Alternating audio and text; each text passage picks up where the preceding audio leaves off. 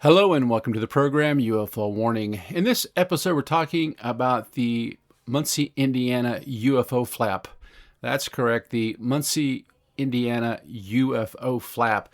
Now, this actually happened back in October 1973. Did a little research on AI about this. It says the big picture, a sudden flap, not isolated sightings. What happened in Muncie wasn't a single event. It was a classic UFO flap, meaning a concentrated surge of sightings over a short time. In October 1973, reports exploded into the hundreds across Muncie and Delaware County. The activity peaked over just 5 to 6 days, suggesting a localized time-bound phenomena. Police were overwhelmed with 100 calls in a short span, many describing similar objects. Now remember, 1972, this was a long time before cell phones came on the scene. Now this clustering matters. Random misidentifications don't usually synchronize like that across large numbers of witnesses. And what people actually saw? Well, across reports, several consistent characteristics appear. Number one, low-flying structured objects.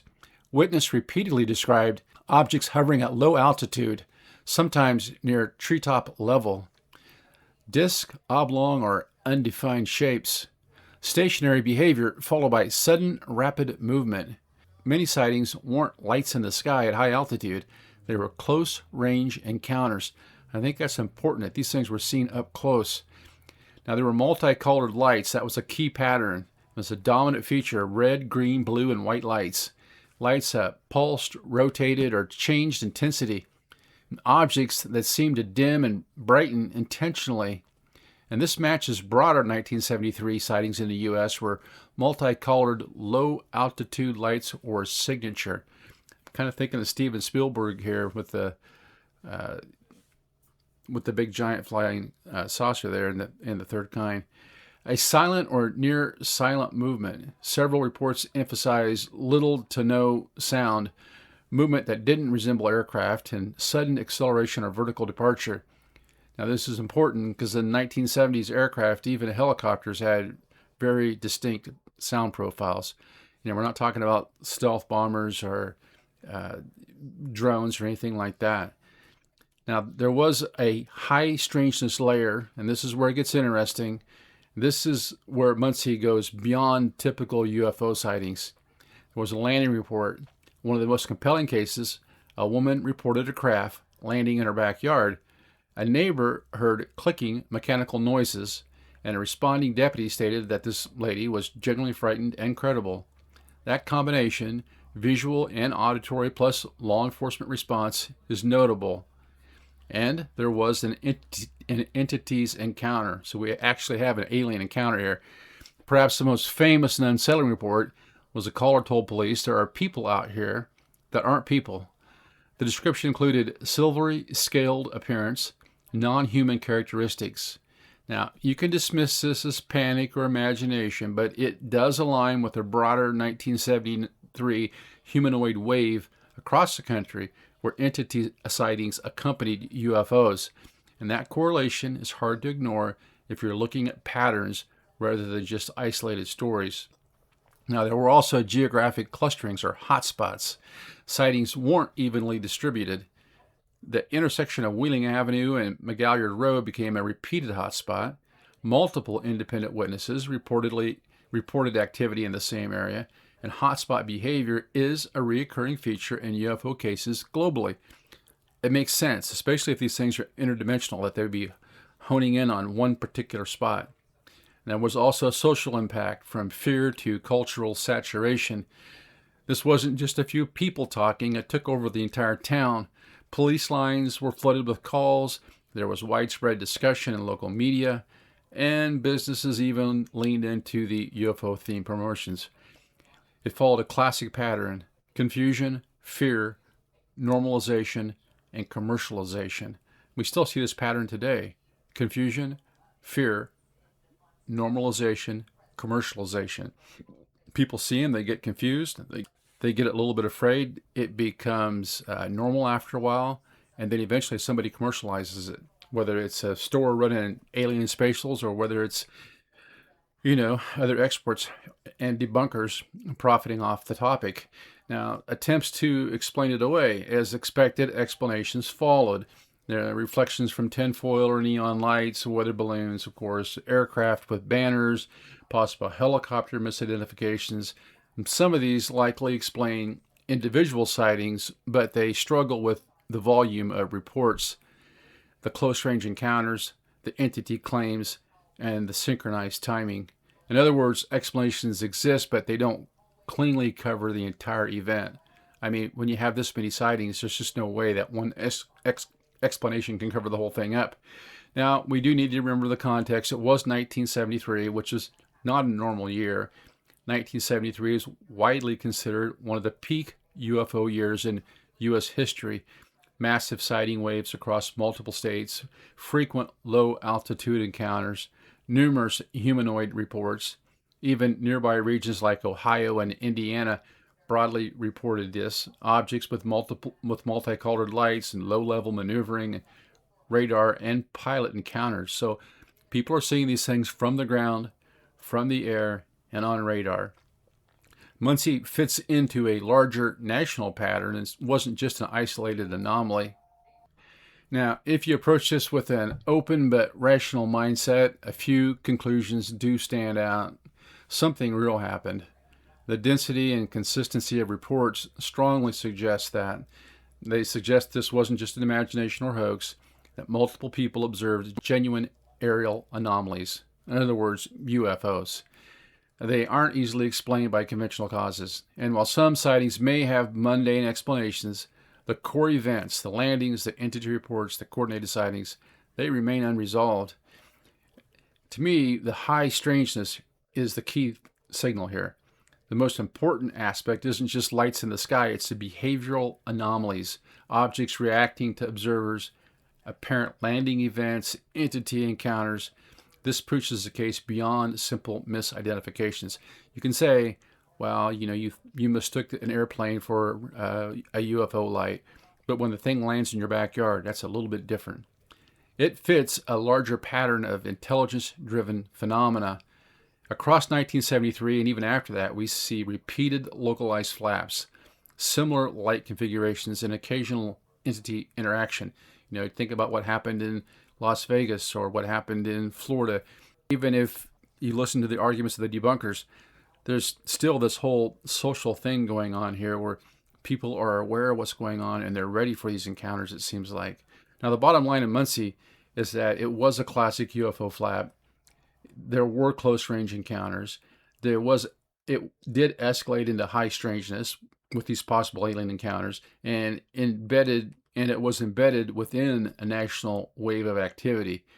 So even if you stay cautious about this, it's hard to actually reduce the entire episode just down to coincidence or misidentification. Now, there are some good newspaper articles out here, and I want to take a look at this next one right here. This is from IPM.org. It says, Journey, Indiana, close encounters of the Muncie kind, the Muncie UFO mania of 1973. The 1973 Muncie UFO sightings, Indiana's alien mania. Muncie is the typical Midwestern small city, a very hometown feel, a crossroads of America. It's a good place to live and raise a family, says Karen Vincent, executive director of the Delaware County Historical Society. At first glance, Muncie seems like another small Midwestern town, but looks can be deceiving. There are a lot of weird and eerie things that have gone on in Muncie for many years. I don't think it was out of the ordinary to have people seeing UFOs here. It happened before, but in 1973 it was a much bigger deal, describes Vincent. In 1973, something was happening in the skies above Muncie. What started as whispers turned into something much louder and much stranger. By October, these UFO sightings were so abundant that newspaper articles from the time read like a Hollywood script. Sarah McKinley, archivist at the Muncie Public Library, says Muncie went through a UFO mania. Throughout the month of October, there were hundreds of reports of UFO sightings in Muncie and Delaware County. It just seemed to explode for about 5 or 6 days, says Vincent. One in particular, There was a woman who reported that an object had landed in her backyard. Her neighbor reported hearing loud clicking noises at the same time as this occurrence, McKinley says. A sheriff's deputy came and spoke with her, and he said, "I don't know what she saw, but she definitely saw something because she was frightened." Vincent says it seems that the intersection of Wheeling and McGilliard was a hot spot because there were several sightings in that area. And then, of course, people who aren't people, the strangest reports, just when it seemed strange enough, things got even weirder. There was supposedly a call to police from something that happened near Wheeling where the person who reported it said, "There are people out here that aren't people." That was always the really creepy quote that we found in the newspaper, describes McKinley. She had seen something silvery with scales, is what she said, Vincent says, so apparently the aliens landed. Panic ensued. Like any good mania, word spread like wildfire. 100 calls to Muncie police, more calls to the sheriff's department. Mostly it had to do with lights and moving objects, maybe lights low to the ground. It seemed to have to do with a lot of colored lights, Vincent explains. By late October, the sightings had become part of the town's identity, blurring the line between news and pop culture. There was a Halloween costume contest at the mall that October. A lot of people dressed in outer space outfits because of the whole UFO buzz that was going around Muncie, McKinley describes. We found an ad in the newspaper from November 9th, 1973 from the Dairy Queen that said, "UFOs have landed at the North Dairy Queen. Come and get a horrible creature Sunday." The sightings continued for years, but the tone began to shift. More and more explanations began to emerge. All the way up through 1977, there were stories in the newspaper, but gradually more and more of them had rational explanations for what they could be. They found a piece of tinfoil high in a tree, and it was reflecting lights from neon signs from local businesses, says McKinley. My favorite one was that UFO's explanation was an airplane that was flying overhead with a banner behind it that was advertising steaks for a local lounge, and that was the UFO.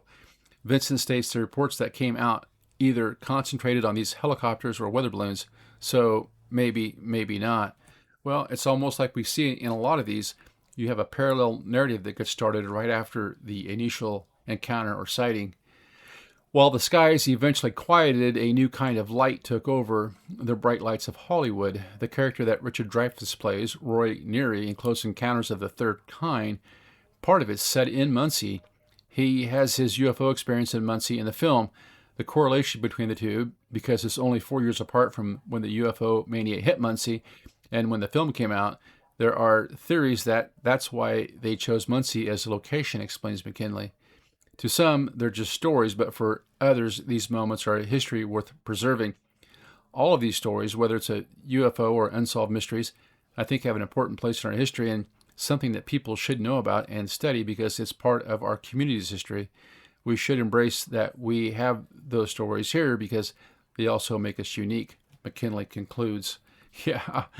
Oh, I'm not really a bad article, really. It does kind of go through some of the main points of this whole thing. So I want to finish up with this last article here. It's from exonews.org. It says, UFO mania hit Muncie hard in 1973. This article is by Keith Royston, dated January 2018. Says in October 1973, the Muncie Star in Muncie, Indiana, ran a UPI story about 3 UFOs over Tennessee reported by 20 witnesses, including a county sheriff. In Chester County, Tennessee, 2 UFOs reportedly buzzed 2 young brothers who hid in a chicken coop. Police blamed the misidentification objects as merely weather balloons. Yeah, those weather balloons are all over the place, aren't they? On October 9th, the Muncie Star reported several hundred people saw mysterious multicolored lights in the sky over Muncie. Police blamed it on weather balloons. I mean, how many of these weather balloons do we have floating around out there? On October 13th, the UPI reported that 2 shipyard workers in Pascagoula, Mississippi, claimed to have been abducted and taken aboard a UFO by silvery-skinned creatures with big eyes and pointed ears. The shipyard workers' stories were verified under hypnosis. Now, of course, we're talking about Pascagoula. That's Charles Hickson and Calvin Parker. We've talked about them multiple times on this podcast, and they were actually recorded by the sheriff's department, unbeknownst to themselves, while the sheriff was out of the room, and everything they said in that private conversation they had in that interrogation room lined up perfectly with their official story. Now, moving on here, it says other reports began coming in from Muncie and Delaware County, Indiana, of a rash of UFO sightings. The Star's newspaper article headline read, UFO reports rampant in the South. Indiana National Guard helicopters were blamed for these UFO sightings. So you kind of see the narrative as it progresses along here. On October 14th, a Dayton, Ohio woman told police that an oblong object with blinking lights killed 2 cows when it landed in a field. On October 17th, the Muncie Evening Press reported an encounter of a Muncie woman who claimed that a UFO had landed behind her home. The patrolman at the scene said that lady did see something because she was terrified. There are people out there that are not people, one caller told police. Said about the incident near the town of Wheeling, North Muncie. Now, getting back into this lady a little bit, I find this to be actually pretty interesting, because if you ask AI about this, it tells you that the encounter involving Mrs. Pierce, that's what she's referred to in the newspaper articles, 226 North Davis Street in Muncie, Indiana, is one of the most grounded and in some ways most compelling cases from the 1973 UFO wave, because it combines a named witness, a precise location, police involvement, and corroborating sensory details. It says the setting, October 1973, this is during the peak of the Muncie Flap. By the time Mrs. Pierce made her call, Muncie was already in the middle of a full-scale UFO outbreak. Police lines were flooded nightly with reports of low-flying objects, multicolored lights, and strange aerial phenomena. Against that backdrop, her experience stands out because it wasn't just a sighting in the sky. It was reported as a landing event at a private residence. Now, the core incident, the date on this is mid-October 1973, time approximately 8:54 p.m., location behind her home at 226 North Davis Street, Muncie. At that hour, Mrs. Pierce contacted police with a startling claim a UFO had landed behind her house. When officers responded, they didn't recover physical evidence of the craft, but what they did observe became central to the case. The responding patrolman, identified in reports as William Kirby, stated that she was visibly terrified. Her reaction appeared genuine and not fabricated. His conclusion was simple but telling. She definitely saw something. For many investigators, witnesses' demeanor is critical. Fear that appears authentic, especially when assessed immediately after the event, often carries weight. There was some corroborating detail. This is the clicking sounds. This is where the case gets deep. A neighbor independently reported hearing strange clicking noises at the same time as the alleged landing. And that matters for 2 reasons. It introduces multiple witness confirmation, even if indirect, and it adds a mechanical or physical dimension to the event. Clicking of mechanical sounds shows up in other close encounter cases, often described as rhythmic, metallic, or unlike conventional engines. So there's no detailed craft shape reported, there's no confirmed entity sighting in her specific case, and no physical traces were publicly documented, but the claim was not of a distant object. It was a landing in close proximity to her home. And that alone elevates it from a typical light in the sky report to a close encounter. Now, the weird thing about this is it's almost like this thing is just phasing into our reality, looking more and more interdimensional all the time. Now, back to this article here at XO News. It goes on, it says, other reports began coming in from Muncie and Delaware County, Indiana, of a rash of UFO sightings. The Star's newspaper article headline read, UFO reports rampant in the South. Indiana National Guard helicopters were blamed for these UFO sightings. On October 14th, a Dayton, Ohio woman told police that an oblong object, blinking lights, killed 2 cows when it landed in a field. So about the time we have this gal in town saying one landed in the backyard, we've got another one saying, yeah, hey, I had 2 cows killed by one of these things. On October 17th, the Muncie Evening Press reported an encounter of a Muncie woman who claimed that a UFO had landed behind her home. The patrolman at the scene, this is what we're talking about, said that lady did see something because she was terrified, quote unquote. There are people out there that are not people. One caller to police said about an incident near the town of Wheeling, North Muncie. So we have reports of alien encounters separately from the report of this UFO landing in the lady's backyard. On October 19th, the Muncie Evening Press reported a Blackford County Sheriff's deputy seeing a strange-looking object with an arm-like extension over a manufacturing plant. On October 20th, the Muncie Star reported UFO sightings near Portland, Indiana. Throughout October 1973, UFO sightings were reported every day from Texas to southern Indiana, but by November, the local UFO craze was over.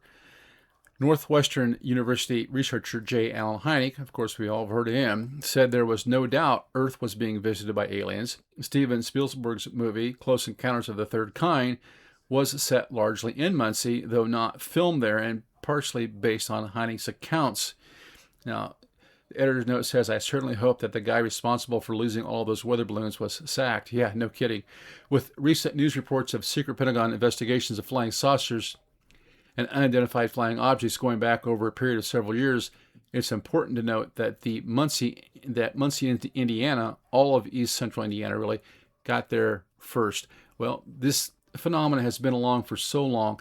Goes on, it says, Muncie's dramatic 1973 brush with UFO mania was recently cited in a magazine article, and of course 2017 saw the 40th anniversary of the release of Steven Spielberg's Close Encounters of the Third Kind, which was set largely in Muncie, although it was not filmed there. Before any of that happened, however, in October 1973, Muncie newspapers ran daily stories about sightings of UFOs around the country, and then the flying saucer sightings began in earnest right in our own backyard. Now, people can say, well, this is just a matter of suggestion, kind of of this mass hysteria, but I think the sightings are too specific for that, really. Goes on, it says, the next day another UPI story appeared, this time on the front page of the Star, expanding on the Tennessee sightings. Two brothers, 13 and 9, took refuge in a chicken coop when they were buzzed by a UFO in Chester County, Tennessee. 2 days later, according to a story published in the Muncie Star, police found a weather balloon that was likely responsible for UFO sightings north of Indianapolis. Now, you see, they're kind of making a jump there. Sure, they're releasing these, I think they release these weather balloons now about every 30 minutes. So we have, as you can imagine, probably dozens of these things, if not a couple dozen going at any time. But honestly, do we have that many weather balloons around? Then it goes on, it says, then on Wednesday, October 10th, 1973, the UFO craze came to Muncie. The evening before, the Muncie Star reported mysterious multicolored lights were seen by several hundred people. About 100 people called police, Sheriff Sergeant Richard Connor said. Over the course of 2 hours, another 50 to 60 people called Muncie police. So you got 150, 160 people calling the police. You have to wonder how many didn't get through on the phone. Police theorized that weather balloons were to blame. Newton Sprague, director of Ball State University's observatory, offered the balloon theory too. This is, of course, 1970s. Weather balloons were the go-to narrative on these things. If this happened today, I would imagine they'd be calling these things all drones. It goes on, it says, then on October 13th, local newspapers carried a UPI story about two shipyard workers in Pascagoula, Mississippi, who said they were abducted and taken aboard a UFO by silvery-skinned creatures with big eyes and pointed ears. The reported encounter became one of the most famous of the UFO era. Of course, like we said, we've known this is one of the, I think, bedrock cases in UFO lore, UFO history, really. The floodgates were open for UFO sightings in the Muncie area. On October 17th, 1973, 4 or 5 Indiana National Guard helicopters were blamed for a rash of UFO sightings over Muncie and Delaware County. The choppers prompted 40 calls to police. The next day in Dayton County, Ohio, a woman told police that an oblong object with blinking lights killed 2 cows when it landed in a field. In the meantime, UPI reported that hypnosis supported the stories of 2 Mississippi men who said they were abducted. Northwestern University researcher J. Allen Hynek, upon whose cases Spielberg's movies was partially based, said there was no doubt Earth was being visited by aliens. On October 17th, the Muncie Evening Press reported on a few days of Muncie UFO encounters. More UFOs reported in Muncie, read the headline. And then it says, Mrs. Pierce at 226 North Davis called police at 8:54 p.m. Tuesday to report that a UFO had landed behind her home. Patrolman William Kirby, who was at the scene, said, quote, that lady did see something because she was terrified, unquote. A neighbor heard clicking sounds at about the same time. These are just some of the ones that we hear about. It finishes up with this quote. I love this. I'll believe in one when it flies through my living room, Muncie's Deputy Police Chief Jack Turner told the Evening Press. So even though he's got 160 phone calls reporting these things and people all over his district talking about it, he's not going to believe it till he sees it with his own eyes, kind of a doubting Thomas. What I like about this is that it's 1973. So the majority of people, while they may be watching network news and network sitcoms and dramas from, say, 7 o'clock to 10 o'clock, most of them aren't on their phone. So you still, in 1973, you still had a lot of people looking outside or being outdoors doing things. And I think that might have also been part of the reason why so many people saw these UFOs. They were unidentified flying objects and reported them to police. Now, I think it would have been a lot better off if those people would have just taken the time to document what they saw, wrote down on a piece of paper so we'd have these reports 40, 50, 60 years later. Anyway, a lot of cool sightings there, taking us clear back to 1973. It's like the old saying goes, the more things change, the more they stay the same. Until next time, this is UFO Warning, over and out.